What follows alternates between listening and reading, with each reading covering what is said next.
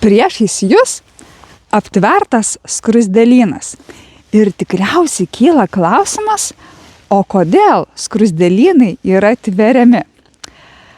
Ar tam, kad žmonės jų nesugriautų, o gal kad gyvūnai jų neardytų?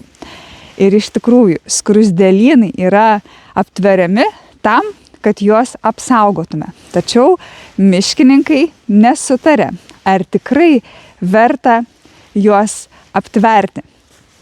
Nors, kai jie yra aptverti, yra pastebėta, kad žmonės juos rečiau mindo. Tačiau kiti mano, kad tai nelabai apsaugo nuo gyvūnų, pavyzdžiui, nuo šernų. Tai dabar klausimas, o kaipgi skruzdėlynai yra susiję su šernais? Iš tiesų, šernai labai mėgsta knaisiotis skruzdėlynuose, bet ne šiaip sau. Jie ieško ne tik maisto, skruzdžių, lervų, tai kaip maistingo užkandžio, bet ir tuo pačiu jie gydosi.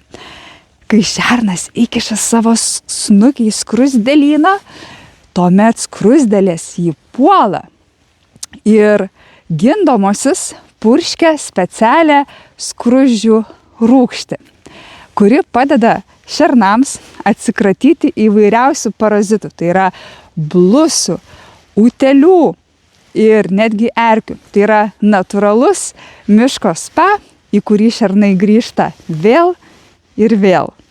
Kaipgi skruzdėlės yra naudingos žmonėms?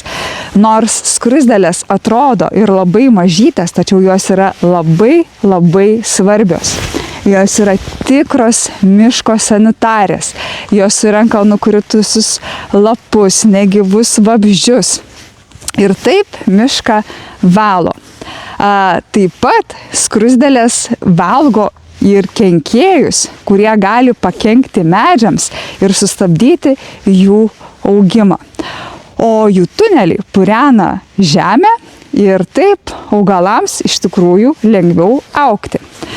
Nors miškininkai ir nesutarė, ar tverti skruzdėlynus ar netverti, tačiau mes kiekvienas galime prisidėti prie skruzdėlių išsaugojimo, jų nenaikinant, netirpint ir mylint šias mažasias miško darbininkes. Keliaujame toliau.